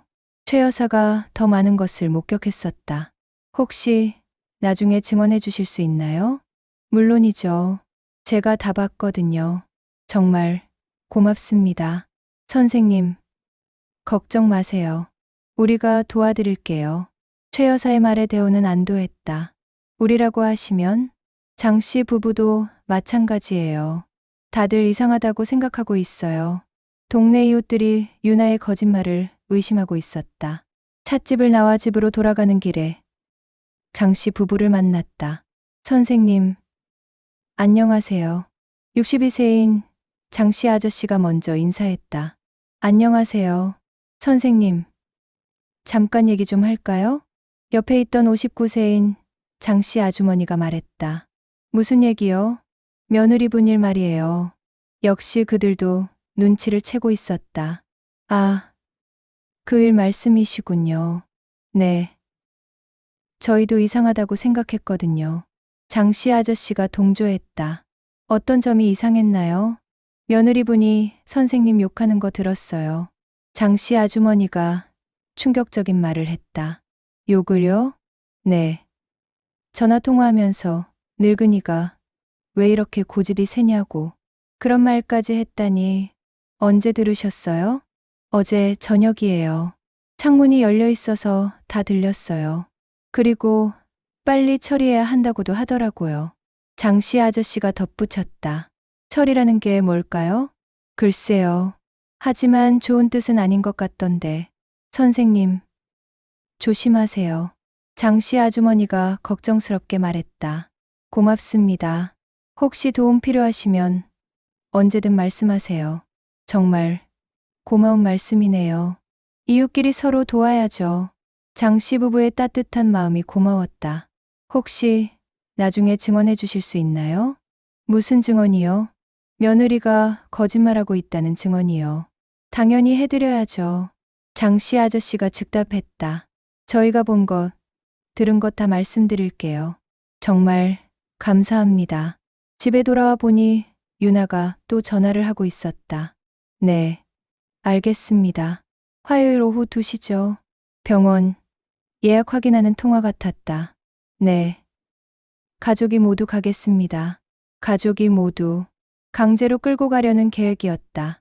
혹시 거부하시면 어떻게 하나요? 유나가 병원 측에 문의하고 있었다. 아, 그런 방법이 있군요. 네. 감사합니다. 전화를 끄는 유나가 메모를 하고 있었다. 대호는 슬쩍 고려했지만 유나가 재빨리 감췄다. 아버님, 언제 오셨어요? 방금 왔다. 어디 다녀오셨어요? 동네 좀 돌아봤지. 누구 만나셨어요? 유나가 의심스럽게 물었다. 그냥 이웃들. 어떤 이웃들이요? 최 여사, 장 씨 부부. 아, 그러셨구나. 유나의 표정이 살짝 어두워졌다. 혹시 자신의 거짓말이 들통날까봐 걱정하는 것 같았다. 무슨 얘기 하셨어요? 별거 없어. 그냥 안부 인사. 아, 네. 유나가 안도하는 것 같았다. 하지만 곧 새로운 계획을 세우기 시작할 것이었다. 이웃들을 어떻게 다룰지에 대한. 그날 저녁 민수가 퇴근하자마자 유나와 긴 대화를 나눴다. 아버지가 이웃들과 많이 만나셨다는데. 그래? 혹시 이상한 얘기 하신 건 아닐까? 무슨 이상한 얘기? 우리에 대한 얘기 말이야. 유나가 걱정하고 있었다. 그럴 리 없겠지만, 그래도 조심해야 할 것 같아. 어떻게? 이웃들에게도 미리 얘기해두는 게 좋을 것 같아. 무슨 얘기? 아버지 상태가 좀 심각하다고. 또 거짓말을 퍼뜨리려는 계획이었다. 하지만 이미 늦었다. 이웃들은 이미 진실을 알고 있었다. 그리고 대호 편에 서 있었다. 이제 정말 믿을 만한 동맹들이 생겼다. 혼자가 아니었다. 월요일이 되면 아들 가족은 해외로 떠날 것이다. 그리고 그 순간부터 대호의 반격이 시작될 것이다. 이웃들의 증언과 함께, 정은의 법적 도움과 함께 무너뜨릴 수 없는 새로운 기반을 다질 것이다. 열흘 후 인천공항. 민수 가족이 해외 전시회에서 돌아왔다. 비행기에서 내리는 그들의 표정은 여유로웠다. 성공적인 출장을 마친 기분이었다. 아버지가 많이 보고 싶으셨을 거야. 유나가 공항 로비를 걸으며 말했다. 그럼 우리 없는 동안 많이 심심하셨을 텐데. 민수가 동의했다. 할아버지 얼굴 보러 빨리 가자. 19세인 민경도 들떠 있었다. 그들은 아직 아무것도 모르고 있었다. 지난 열흘 동안 모든 것이 바뀌었다는 사실을. 택시를 타고 집으로 향하는 길. 아버지 건강은 어떠셨을까? 유나가 걱정하는 척했다. 우리 없는 동안 병원에라도 갔으면 좋았을 텐데. 민수가 아쉬워했다. 돌아가면 바로 병원 예약 잡아야겠어. 그래. 이번에는 무조건 모시고 가야 해. 부부가 계획을 재확인하고 있었다. 집 앞에 도착했을 때 뭔가 이상함을 느꼈다. 대문이 잠겨 있네. 민수가 열쇠를 꺼냈다. 하지만 열쇠가 맞지 않았다. 이상하다. 왜 안 열리지? 자물쇠를 바꾸신 건가? 유나가 의아해했다. 그때 옆집 최 여사가 나타났다. 어머, 돌아오셨네요. 네, 최 여사. 그런데 집 열쇠가 안 맞아요. 아, 그 일 말씀이시군요. 최 여사의 표정이 의미심장했다. 무슨 일이요? 정 선생님이 이사 가셨어요. 네. 민수 가족이 동시에 외쳤다. 이사요? 네. 나흘 전에 가셨어요. 최 여사가 담담하게 말했다. 어디로요? 공주 쪽이라고 하시던데. 공주? 민수의 목소리가 떨렸다. 왜 갑자기 이사를 가셨어요? 유나가 다급하게 물었다. 글쎄요. 그냥 조용한 곳에서 살고 싶다고 하시더라고요. 연락처라도 남기고 가셨나요? 아니요. 아무 말씀 안 하시고 가셨어요. 최 여사가 시치미를 뗐다. 사실은 대호의 새 주소를 알고 있었지만 일부러 말하지 않는 것이었다. 민수 가족은 당황했다. 그럼 저희는 어떻게 하라는 거예요? 글쎄요. 그건 제가 알 바 아니고. 최 여사가 냉담하게 답했다. 평소와는 완전히 다른 태도였다. 최 여사, 정말 아무것도 모르세요? 네, 모릅니다. 이상하네. 왜 저희한테는 아무 말씀 안 하시고. 유나가 의심스러워했다. 그러게 말이에요. 참 이상한 일이네요. 최 여사가 비꼬듯 말했다. 그때 장씨 부부도 나타났다. 돌아오셨네요. 네. 그런데 아버지가 이사 가셨다는데. 아, 그거요? 저희도 놀랐어요. 장씨 아주머니가 말했다. 갑자기 이삿짐 차가 와서 모든 걸 빼가시더라고요. 이삿짐 차요? 네. 큰 차 2대나 왔어요. 장씨 아저씨가 증언했다. 그런데 왜 저희한테는 연락 안 하셨을까요? 민수가 의아해했다. 글쎄요. 그건 정 선생님에게 물어보세요. 어디 계신지라도 알려주세요. 유나가 간청했다. 모릅니다. 이웃들이 일관되게 모른다고 했다. 민수는 어쩔 수 없이 집 안으로 들어갔다. 다행히 뒷문 열쇠는 아직 맞았다. 하지만 집 안은 텅 비어 있었다. 대호의 모든 물건이 사라졌다. 옷, 책, 심지어 개인용품까지. 완전히 이사 가신 거네. 민수가 허탈하게 말했다. 왜 갑자기 이런 일을. 유나도 당황했다. 그때 민경이 소리쳤다. 엄마, 이거 봐. 거실, 탁자 위에 편지 한 통이 놓여 있었다. 민수가 편지를 집어들고 읽기 시작했다. 민수야, 이 편지를 읽고 있다면 너희들이 해외에서 돌아온 것이겠지. 대호의 목소리가 들리는 것 같았다. 나는 새로운 곳에서 새로운 삶을 시작하기로 했다. 무슨 소리야. 민수가 중얼거렸다. 너희들의 계획을 모두 알고 있다. 치매 환자로 만들려던 계획도, 재산을 빼앗으려던 계획도. 편지의 내용에 유나의 얼굴이 하얗게 질렸다. 어떻게 알았지? 모든 대화를 녹음해 두었고 증거도 확보했다. 녹음? 민수가 충격받았다. 건물은 이미 매각했고 모든 예금도 새 계좌로 옮겼다. 매각했다고? 유나가 비명을 질렀다. 너희들이 노리던 재산은 이미 내 새로운 삶의 밑거름이 되었다. 이럴 수가. 민수가 주저앉았다. 앞으로 연락하지 마라. 나는 죽은 존재가 되고 싶다. 너희들에게는. 편지의 마지막 문장이었다. 잠시 정적이 흘렀다. 어떻게 이런 일이. 유나가 떨리는 목소리로 말했다. 건물이 정말 팔렸나? 민수가 급히 등기소에 전화했다. 네. 확인해 주세요. 청주시 상당구. 잠시 후 민수의 얼굴이 절망으로 일그러졌다. 매각 완료됐습니다. 언제요? 일주일 전이요. 누가 샀어요? 개인 투자자라고 하네요. 모든 것이 끝났다. 은행 계좌는 어떻게 돼? 유나가 다급하게 물었다. 민수가 인터넷 뱅킹에 접속했다. 잔액이 0원이에요. 0원? 네. 모든 돈이 인출됐어요. 15억 원이 넘는 돈이 모두 사라진 것이었다. 이럴 수가 없어. 유나가 울음을 터뜨렸다. 어떻게 이런 일이 가능해? 법적으로는 아버지 소유였으니까 가능해요. 민수가 무력하게 답했다. 그럼 우리는 어떻게 돼? 모르겠어요. 그때 민경이 말했다. 그럼 내 유학은? 유학은 무슨 유학? 유나가 화를 냈다. BMW는 어떻게 돼? 차는 무슨 차야? 모든 계획이 물거품이 됐다. 그날 저녁 강태식이 급히 찾아왔다. 무슨 일이야? 전화도 안 받고. 아버지. 유나가 울며 사정을 설명했다. 뭐라고? 다 팔아버렸다고? 강태식도 충격받았다. 어떻게 이런 일이. 그 늙은이가 우리 계획을 알고 있었어. 어떻게 알았지? 편지에 녹음했다고 써 있어요. 녹음을 언제 했다는 거야? 누구도 답할 수 없었다. 이제 어떻게 하지? 유나가 절망했다.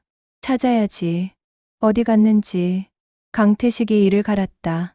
공주 간다고 했잖아. 공주가 얼마나 넓은데. 그래도 찾아야 해. 하지만 이미 늦었다. 대호는 완벽하게 사라졌다. 그리고 그들의 욕심도 함께 무너졌다. 42년간 쌓아온 건축가의 치밀함으로 완벽한 탈출을 설계했던 것이다. 이틀 후 민수는 마침내 아버지를 찾았다. 정은 변호사 사무실을 통해서였다. 대호는 면회를 허락했다. 공주의 한 조용한 카페에서 만나기로 했다. 오후 3시. 민수가 카페에 도착했을 때 대호는 이미 와 있었다. 72세인 아버지는 놀랍도록 평온해 보였다. 지난 몇 달간의 스트레스가 사라진 듯했다. 아버지. 민수가 조심스럽게 다가갔다. 앉아라. 대호가 차갑게 말했다. 평소의 따뜻함은 온데간데 없었다. 아버지. 왜 이런 일을. 왜라고? 대호가 민수를 쏘아봤다. 이해할 수 없어요. 정말 이해할 수 없니? 네. 갑자기 이사를 가시고 재산을 처분하시고 민수가 억울하다는 듯 말했다. 그때 대호가 가방에서 파일을 꺼냈다. 두꺼운 서류 뭉치였다. 이걸 보고도 이해할 수 없다고 하겠니? 파일을 민수 앞에 내밀었다. 민수가 첫 페이지를 넘겼다. 이게 뭐예요? 내 아내와 딸의 대화 녹취록이다. 민수의 얼굴이 굳어졌다. 언제 할아버지 내보낼 거야? 이번 해외 전시회 다녀오고 나면 바로 정리할 거야. 대화 내용이 그대로 적혀 있었다. 이건 더 있다. 대호가 다음 페이지를 넘겼다. 유나와 강태식의 전화 통화 내용이었다. 서류만 제대로 꾸미면 의사도 속일 수 있다. 요즘 노인들 90까지도 사는데 언제까지 모시고 살 거냐? 민수의 손이 떨렸다. 아버지, 이건 오해예요. 오해? 대호의 목소리가 차가워졌다. 네. 저는 아무것도 몰랐어요. 정말? 네. 정말이에요. 그럼 이건 뭐냐? 대호가 또 다른 페이지를 보여줬다. 민수와 유나의 대화였다. 아버지가 우리 말은 안 들으시는데 지연이 말은 들으실 것 같아. 어쩔 수 없으면 강제로라도. 응. 가족이 신청하면 가능해. 민수의 얼굴이 하얗게 질렸다. 아버지, 저는 너도 공범이었다. 대호가 단정적으로 말했다. 그게 아니에요. 그럼 뭐냐? 저는 진짜 아버지가 걱정돼서. 걱정? 대호가 비웃었다. 내 재산이 걱정됐겠지. 아니에요. 민수가 소리쳤다. 주변 사람들이 쳐다봤다. 목소리 낮춰라. 대호가 조용히 말했다. 아버지, 제발 오해를 풀어주세요. 오해가 아니다. 저는 정말 몰랐어요. 몰랐다고? 대호가 또 다른 증거를 꺼냈다. 민수가 회사에서 동료와 나눈 대화였다. 아버지, 재산 관리 좀 해야겠어. 건물값이 계속 오르고 있으니까 빨리 처리하는 게 좋을 것 같아. 녹음 파일의 내용이었다. 이것도 오해예요? 대호가 냉소적으로 물었다. 민수는 더 이상 변명할 수 없었다. 아버지, 42년 동안 건축사로 살면서 배운 게 있다. 대호가 말을 이었다. 뭔가요? 기초가 썩으면 건물 전체가 무너진다는 것. 무슨 뜻이에요? 우리 가족의 기초가 썩었다. 대호의 목소리에 슬픔이 배어 있었다. 아버지, 너희들이 썩혔다. 그런 게 아니에요. 그럼 뭐냐? 민수는 대답할 수 없었다. 아버지, 마지막 기회를 주세요. 기회? 네. 제가 잘못했어요. 무엇을 잘못했는지 말해봐라. 아내 말을 너무 믿었어요. 그게 다냐? 그리고 아버지보다 돈을 더 생각했어요. 민수가 고백했다. 계속해라. 아버지를 진짜 가족으로 생각하지 않았어요. 이제야 솔직하게 말하는구나. 대호가 쓴웃음을 지었다. 아버지, 용서해 주세요. 용서? 네. 제가 무릎 꿇고 빌게요. 민수가 실제로 무릎을 꿇으려 했다. 일어서라. 대호가 말렸다. 이미 늦었다. 늦지 않았어요. 늦었다고 했다. 대호의 목소리가 단호했다. 아버지, 너는 아내와 재산을 택했다. 그게 아니에요. 나는 나를 택했다. 대호가 일어섰다. 어디 가세요? 집에. 저희 집으로 돌아와 주세요. 너희 집은 내 집이 아니다. 그럼 어떻게 해야 해요? 그 대가를 평생 짊어지고 살아라. 대호가 뒷모습을 돌렸다. 아버지, 민수가 붙잡으려 했다. 손대지 마라. 대호가 차갑게 말했다. 마지막으로 한마디만. 할 말 없다. 아버지, 저는 진짜 아버지를 사랑해요. 민수가 울먹였다. 대호가 잠시 걸음을 멈췄다. 사랑? 네. 사랑하는 사람을 치매 환자로 만들려고 하느냐? 그건 사랑하는 사람의 재산을 빼앗으려고 하느냐? 민수는 대답할 수 없었다. 그건 사랑이 아니다. 대호가 다시 걸음을 옮겼다. 그건 욕심이다. 카페를 나서면서 마지막으로 돌아봤다. 인생을 다시 설계해라. 아버지, 이번에는 욕심 말고 양심으로. 대호가 카페 문을 열고 나갔다. 민수는 홀로 남겨졌다. 테이블 위에는 증거 파일들이 그대로 있었다. 자신들의 추악한 모습이 낱낱이 기록된. 민수는 파일을 들여다봤다. 모든 것이 사실이었다. 변명의 여지가 없었다. 그는 고개를 숙이고 울기 시작했다. 돈 때문에 아버지를 잃었다는 사실이, 가족이라는 이름으로 배신했다는 사실이, 이제 모든 것을 잃었다는 사실이 너무나 뼈아팠다. 밖에서는 대호가 차를 타고 떠나가고 있었다. 뒤돌아보지 않았다. 이제 그의 인생에서 그들은 과거가 되었다. 새로운 미래를 향해 나아갈 뿐이었다. 혼자서, 그리고 자유롭게. 한 달 후, 민수의 삶은 완전히 무너져 있었다. 회사에서의 신뢰는 바닥에 떨어졌다. 민수 본부장님, 부장님이 찾으세요. 비서가 조심스럽게 말했다. 민수는 중요한 프레젠테이션을 망친 직후였다. 집중력이 떨어져서 계속 실수를 하고 있었다. 부장실에 들어가자 차가운 시선이 기다리고 있었다. 민수군, 앉아. 부장의 목소리가 무거웠다. 최근 업무 성과가 많이 떨어졌어. 죄송합니다. 개인적인 문제가 있는 건가? 네. 민수는 솔직하게 말할 수 없었다. 아버지와의 갈등을 어떻게 설명할 수 있겠는가? 이번 프로젝트도 큰 실수를 했고, 정말 죄송합니다. 클라이언트가 많이 실망했어. 부장이 한숨을 쉬었다. 지방지사로 발령 나는 게 어떨까? 좌천이었다. 마케팅 본부장에서 지방 영업소로. 언제부터입니까? 다음 달부터.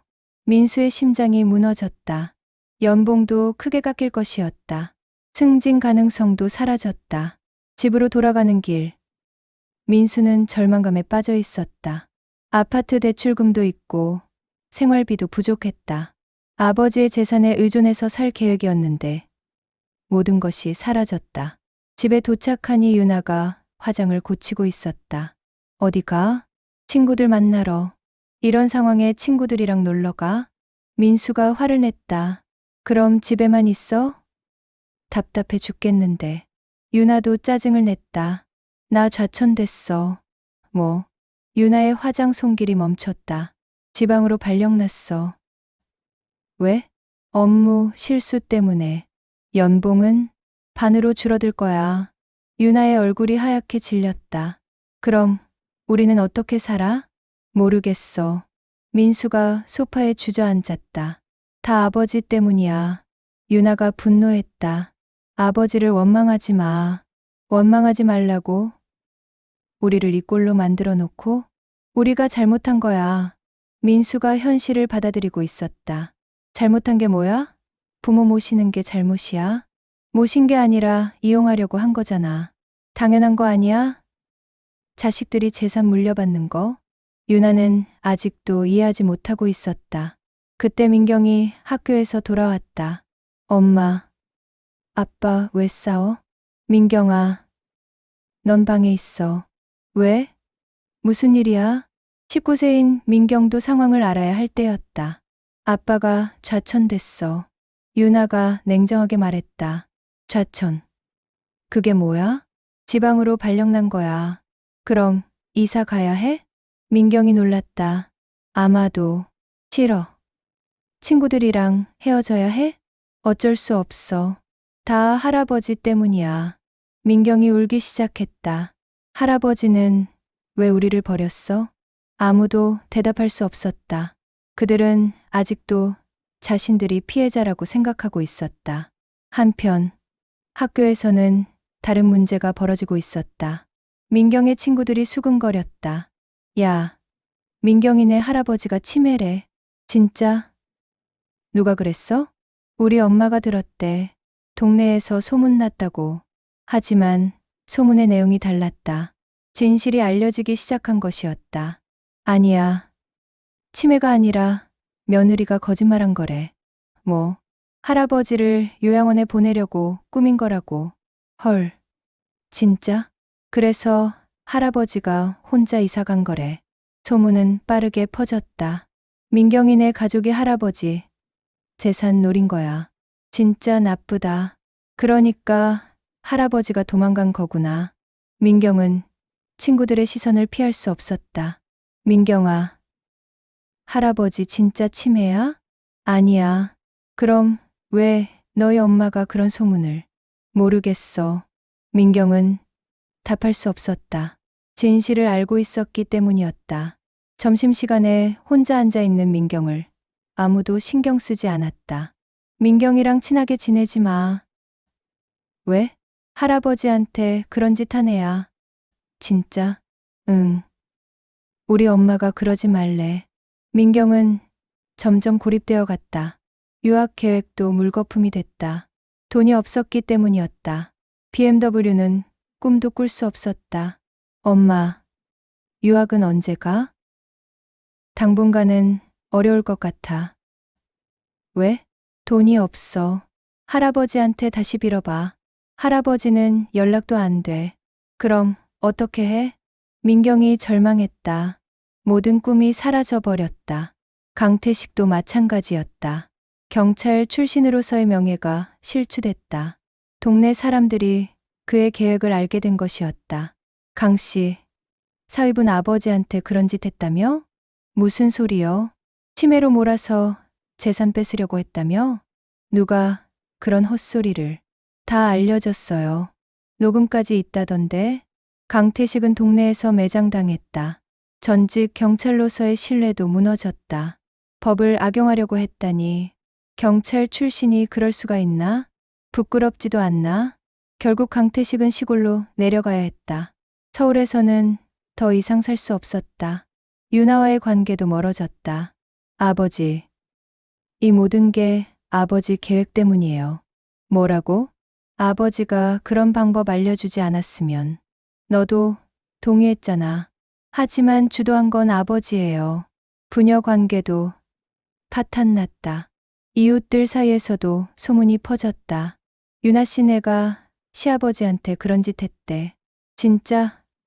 겉으로는 그렇게 효부인 척 했는데 사람은 정말 모르는 거야. 그러게 무서워. 유나는 동네에서 완전히 매장당했다. 마트에 가도 은행에 가도 사람들의 시선이 따가웠다. 저기 그 사람이야. 시아버지 재산 뺏으려고 한 사람? 참. 유나는 외출하기도 힘들어졌다. 몇 달 후 민수 가족은 지방으로 이사를 갔다. 모든 것을 잃고 새로 시작해야 했다. 하지만 과거의 그림자에서 벗어날 수는 없었다. 새로운 곳에서도 소문은 따라왔다. 저 가족 조심해. 왜? 노인 학대한 사람들이야. 연쇄적인 파멸이었다. 욕심이 불러온 당연한 결과였다.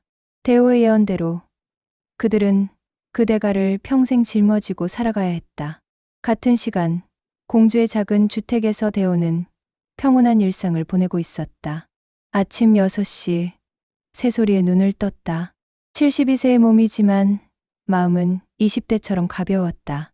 창문을 열자 맑은 공기가 폐 속 깊이 들어왔다. 좋은 아침이군. 혼잣말을 하며 미소를 지었다. 마당으로 나가 직접 가꾼 정원을 둘러봤다. 토마토가 빨갛게 익어가고 있었다. 상추도 푸르게 자라고 있었다. 이제 수확할 때가 됐네. 손수 기른 채소들이 사랑스러웠다. 청주에서 살 때는 유나가 모든 것을 해줘서 손 쓸 일이 없었다. 하지만 지금은 달랐다. 모든 것을 스스로 하고 있었다. 그리고 그것이 더 행복했다. 정원 일을 마치고 간단한 아침 식사를 준비했다. 직접 기른 상추와 토마토로 샐러드를 만들었다. 계란 후라이와 함께 먹는 아침 식사는 정말 맛있었다. 이렇게 맛있을 줄 몰랐네. 예전에는 몰랐던 소소한 행복이었다. 식사를 마치고 동네 산책을 나갔다. 공주는 조용하고 평화로운 도시였다. 역사가 깊어서 곳곳에 문화재가 있었다. 오늘은 무령왕릉 근처를 걸었다. 1500년 전 왕들도 이런 햇살을 받았겠지. 역사를 생각하며 걷는 산책은 마음을 편안하게 했다. 산책 중에 새로운 이웃들을 만났다. 안녕하세요, 정 선생님. 70세인 박할아버지가 반갑게 인사했다. 안녕하세요. 오늘도 산책 나오셨네요. 네. 날씨가 좋아서요. 저희도 함께 걸을까요? 좋습니다. 박할아버지는 퇴직한 교장 선생님이었다. 부인인 박할머니는 전직 간호사였다. 두 분 다 인품이 좋았다. 정 선생님, 여기 온 지 얼마나 되셨어요?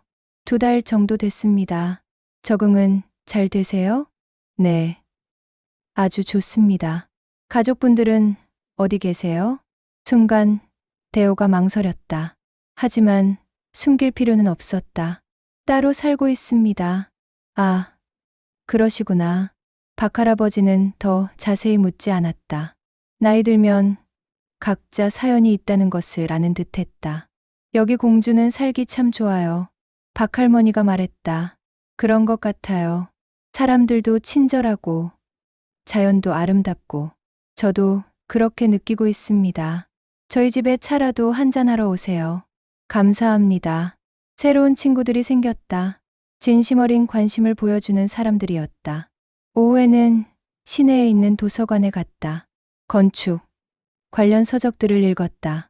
42년간 현업에 있으면서도 계속 공부하고 싶었던 분야들이었다. 이제 시간이 많으니까 마음껏 공부할 수 있겠네. 도서관은 조용하고 평화로웠다. 젊은 학생들부터 노인들까지 다양한 사람들이 공부하고 있었다. 배움에는 나이가 없다는 말이 맞네. 책을 읽다가 옆자리의 할머니와 눈이 마주쳤다. 무슨 책 읽으세요? 건축 관련 책입니다. 아, 건축 사셨나 봐요. 네. 42년 했습니다. 대단하시네요. 저는 역사책 읽고 있어요. 어떤 역사요? 백제사요. 여기가 백제 옛수도니까. 새로운 관심사가 생겼다. 건축사로 살면서 역사에 대해 깊이 생각해 본 적이 없었다. 저도 한번 읽어봐야겠네요.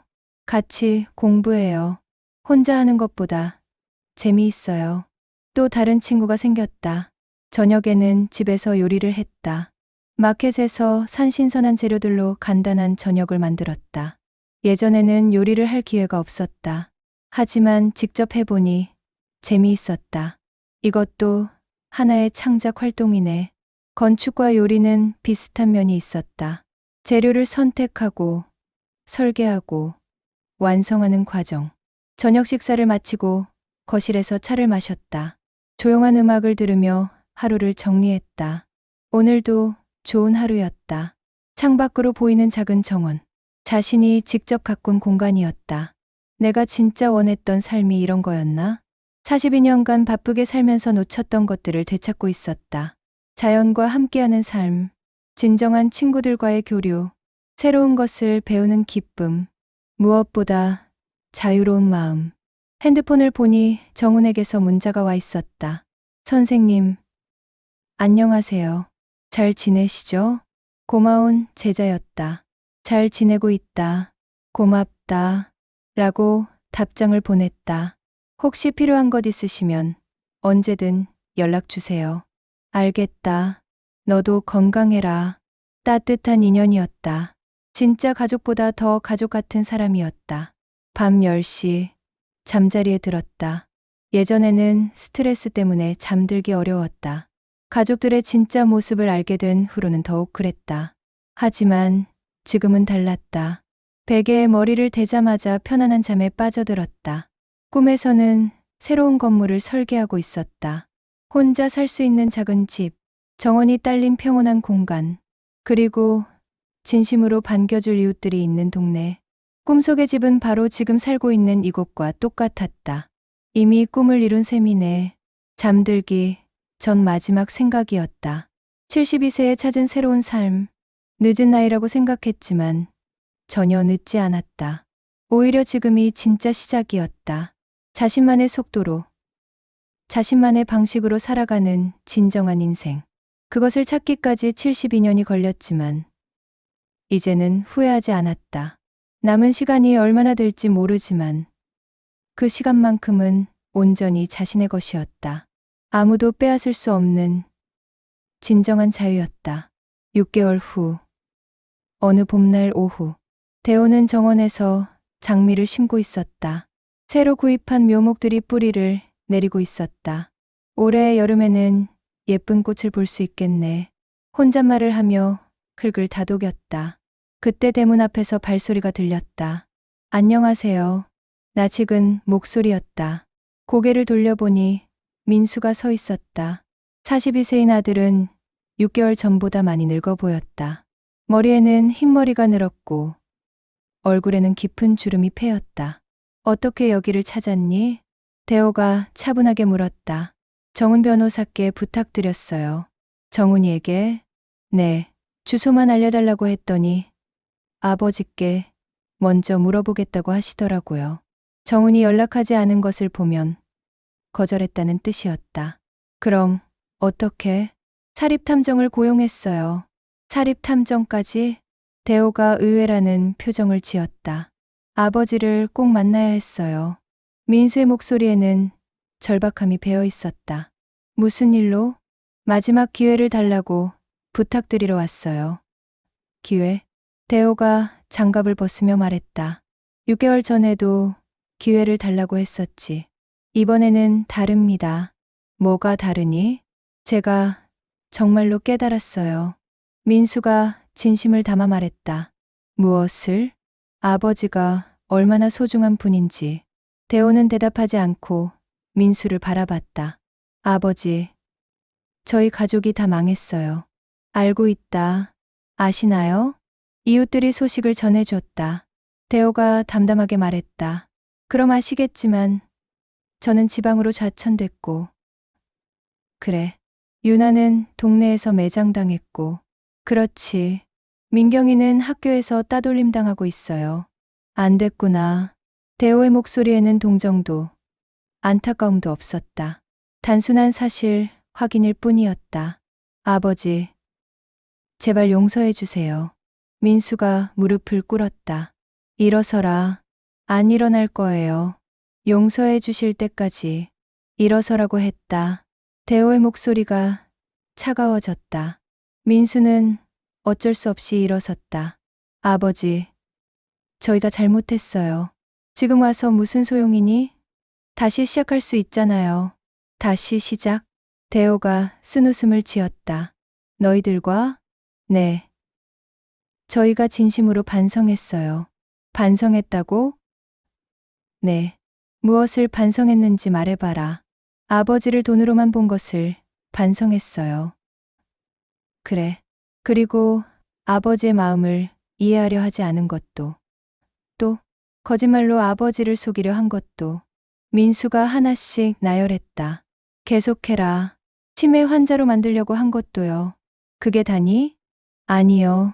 민수가 깊게 숨을 쉬었다.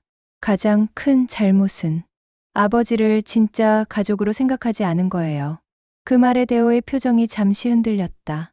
그냥 이용할 대상으로만 봤어요. 지금은 정말 그리워요. 민수의 눈에 눈물이 맺혔다. 아버지의 따뜻한 미소가. 그래, 아침에 잘 잤니? 라고 물어보시던 목소리가. 계속해라. 저녁에 함께 TV 보시던 모습이. 민수가 울먹였다. 정말 그리워요. 그리워한다고 해서 돌아갈 수 있는 게 아니다. 대호가 냉정하게 말했다. 알아요. 하지만 뭐. 마지막으로 한 번만 기회를 주세요. 기회를 줘서 뭘 하겠다는 거니? 진짜 아들이 되겠어요. 진짜 아들? 네. 돈 때문이 아니라 진심으로 아버지를 모시겠어요. 대호가 한참 민수를 바라봤다. 민수야. 네. 너는 아직도 모르는구나. 뭐려? 나는 이미 자유로워졌다. 대호가 정원을 둘러보며 말했다. 이 집에서, 이 생활에서. 하지만 가족이 있어야. 가족? 대호가 민수를 똑바로 봤다. 진짜 가족은 이미 있다. 누구요? 정훈이, 이웃박 할아버지 부부. 도서관에서 만난 친구들. 그분들이 가족이라고요? 그래, 진짜 가족이다. 대호의 목소리가 확신에 차 있었다. 혈연 관계가 없는데 혈연이 가족을 만드는 게 아니다. 그럼 뭐가 가족을 만들어요? 마음이다. 대호가 단호하게 말했다. 진심으로 걱정해주고 아무 조건 없이 사랑해주는 마음. 저희도 아버지를 사랑해요. 사랑이 아니라 욕심이었다. 이제는 정말 사랑이에요. 늦었다. 대호가 고개를 저었다. 너무 늦었다. 아버지, 민수야, 집에 가라. 안 갈 거예요. 왜? 아버지가 용서해 주실 때까지 여기서 기다릴 거예요. 그럼 평생 기다려야 할 거다. 대호가 냉정하게 말했다. 평생이면 평생이에요. 그런 시간에 차라리 내 가족을 돌봐라. 네, 유나와 민경이 말이다. 그분들도 지금 고통받고 있지 않니? 민수가 멈칫했다. 네, 그럼 그들부터 위로해 주어라. 하지만 아버지는 나는 이미 내 길을 찾았다. 대호가 정원을 바라보며 말했다. 이 땅에서 이 사람들과 함께. 아버지, 민수야, 마지막으로 말한다. 대호가 민수를 정면으로 바라봤다. 너희들과 나는 이제 남남이다. 그런 말씀, 너는 아내와 재산을 택했지. 아니에요. 나는 나를 택했다. 대호의 목소리가 흔들림 없이 단단했다. 그 대가를 평생 짊어지고 살아라. 민수의 얼굴이 절망으로 일그러졌다. 진짜 마지막인가요? 그렇다. 다시는 못 만나는 건가요?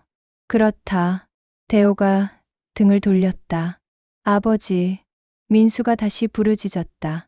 하지만 대호는 돌아보지 않았다. 집 안으로 들어가면서 문을 닫았다. 민수는 한참 동안 대문 앞에 서 있었다. 그리고 마침내 고개를 숙이고 돌아섰다. 대호는 창문 틈으로 그 모습을 지켜봤다. 아들의 뒷모습이 처량해 보였다.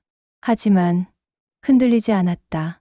이미 선택한 길이었다. 자유를 택한 길이었다.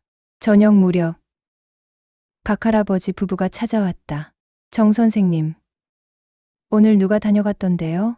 네, 옛날 지인이요. 중요한 일이었나요? 아니요, 별거 아니었어요. 그럼 다행이네요. 박할머니가 미소를 지었다. 저희가 만든 김치 좀 가져왔어요. 고맙습니다. 혼자 사시니까 챙겨드려야죠. 진짜 가족의 모습이었다. 조건 없는 관심과 사랑. 대호는 이런 관계를 평생 찾아 헤맸던 것 같았다. 그리고 72세에 마침내 찾았다. 늦은 나이에 찾아온 이 고독은 더 이상 짐이 아니었다. 오히려 진정한 해방이었다. 자신만의 속도로, 자신만의 방식으로 살아갈 수 있는 자유. 그 자유가 얼마나 소중한지 이제 알 것 같았다. 밤하늘의 별을 바라보며 대호는 혼잣말했다. 내가 지은 건물은 무너지지 않았듯 내 인생도 쉽게 무너지지 않는다. 그리고 평생 중 가장 평온한 잠에 빠져들었다.